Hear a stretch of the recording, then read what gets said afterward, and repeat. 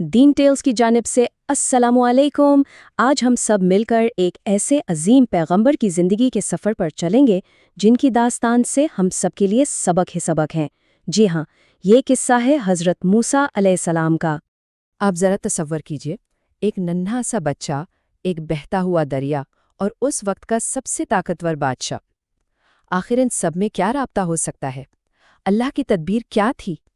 چلیے اس عظیم الشان قصے کی گہرائیوں میں اترتے ہیں، جو ایمان، صبر اور اللہ کی مدد پر یقین کی ایک ایسی مثال ہے جو ہمیشہ زندہ رہے گی۔ تو ہماری کہانی شروع ہوتی ہے قدیم مصر سے، ایک ایسی سرزمین جہاں ایک ظالم اور مغرور بادشاہ فرعون کا راج تھا۔ اس نے بنی اسرائیل کو اپنا غلام بنا رکھا تھا اور ان پر ظلم و ستم کے ایسے پہاڑ توڑے جا رہے تھے کہ جن کی کوئی مثال ہی نہیں ملتی۔ آپ اس بات سے اندازہ لگائیں کہ فرعون کا تکبر کس حد تک پہنچ چکا تھا کہ اس نے نہ صرف اللہ کا انکار کیا بلکہ خود ہی خدا ہونے کا دعویٰ کر دیا۔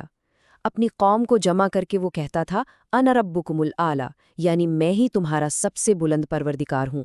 سوچنے کی بات ہے، کبر اور غرور کی اس سے بڑھ کر مثال اور کیا ہو سکتی ہے؟ پھر ایک رات فرعون نے ایک ایسا خواب دیکھا جس نے اس کی نیندیں ہی اڑا دیں۔ فوراً اس نے اپنے دربار کے تمام نجومیوں اور کاہنوں کو جمع کیا۔ انہوں نے اس خواب کی تعبیر یہ بتائی کہ بنی اسرائیل میں ایک بچہ پیدا ہونے والا ہے جو اس کی سلطنت کے زوال، یعنی اس کے خاتمے کا سبب بنے گا۔ اور بس اس پیش گوئی کے خوف سے فرعون نے ایک انتہائی ظالمانہ حکم جاری کر دیا۔ اس نے اپنے سپاہیوں کو فرمان دیا کہ بنی اسرائیل میں پیدا ہونے والے ہر نئے لڑکے کو قتل کر دیا جائے۔ اس وحشتناک حکم کی وجہ سے ہزاروں بے گناہ بچوں کی جانیں لے لی گئیں۔ ایسے ہی ظلم اور ستم کے ماحول میں حضرت موسیٰ علیہ السلام کی پیدائش ہوئی۔ ان کی والدہ ہر ماں کی طرح اپنے بچے کی حفاظت کے لیے بے حد پریشان تھیں، لیکن دیکھیے اللہ کی شان۔ اللہ نے ان کے دل میں سکون ڈالا اور انہیں الہام کیا کہ بچے کو ایک صندوق میں رکھ کر دریائے نیل کی موجوں کے حوالے کر دیں۔ سوچئے، اللہ کی ذات پر توکل کی اس سے بڑی مثال کیا ہوگی؟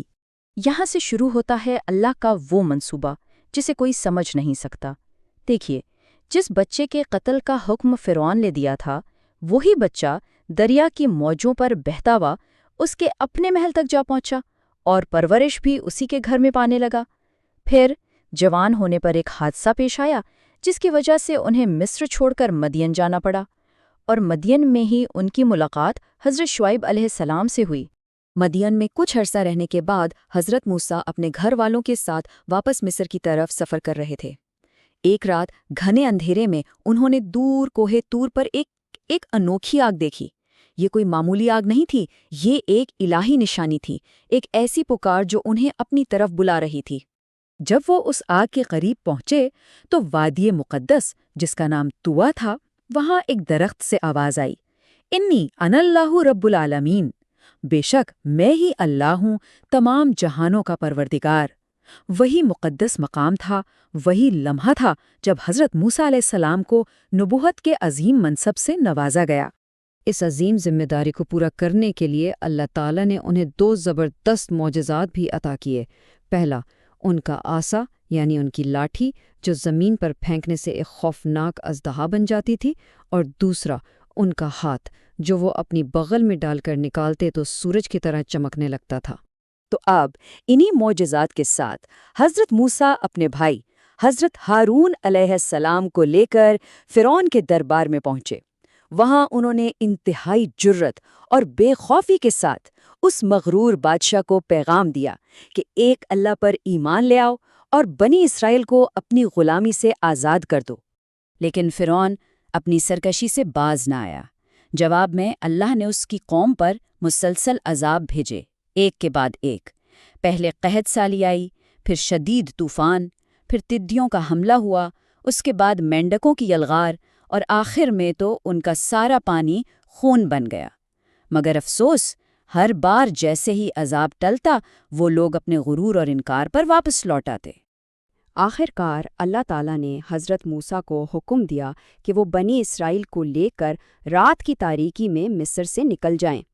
جیسے ہی فرعون کو اس بات کی خبر ہوئی، وہ ایک بہت بڑا لشکر لے کر ان کا پیچھا کرنے نکلا۔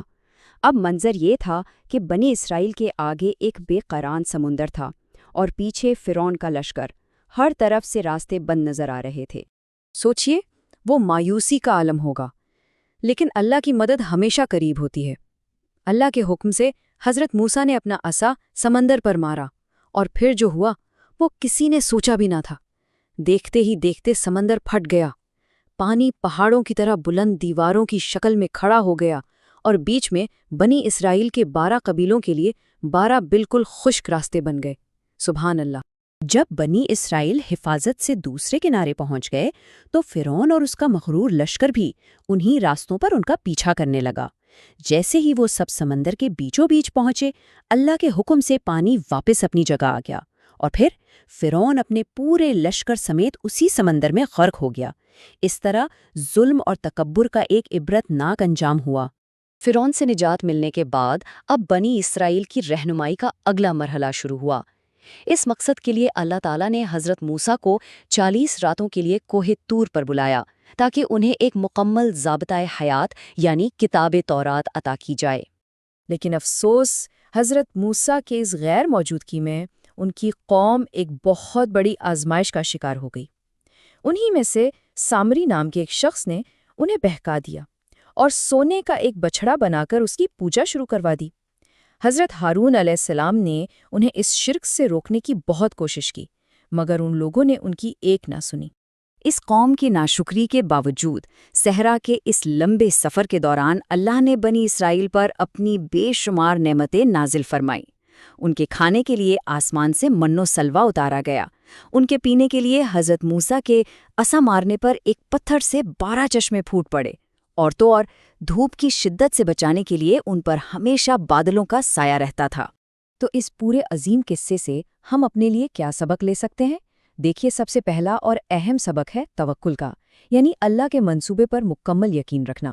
دوسرا سبق ہے صبر، چاہے حالات کتنے ہی مشکل کیوں نہ ہوں، ثابت قدم رہنا۔ اور آخر میں یہ اٹل یقین کہ جیت ہمیشہ حق کی ہوتی ہے۔ ظلم چاہے کتنا ہی طاقتور ہو، اسے ایک نہ ایک دن مٹنا ہی ہوتا ہے۔ اگر آپ کو انبیاء کے ان ایمان افروز قصوں سے کچھ سیکھنے کو ملا تو ہماری اس کوشش کو ضرور پسند کیجیے، اسے اپنے دوستوں اور خاندان کے ساتھ شیئر کیجیے، اور ایسے ہی مزید معلوماتی ویڈیوز کے لیے ہمارے چینل کو سبسکرائب کرنا نہ بھولیے گا۔ اگلی داستان تک کے لیے اجازت دیجیے۔ اللہ حافظ۔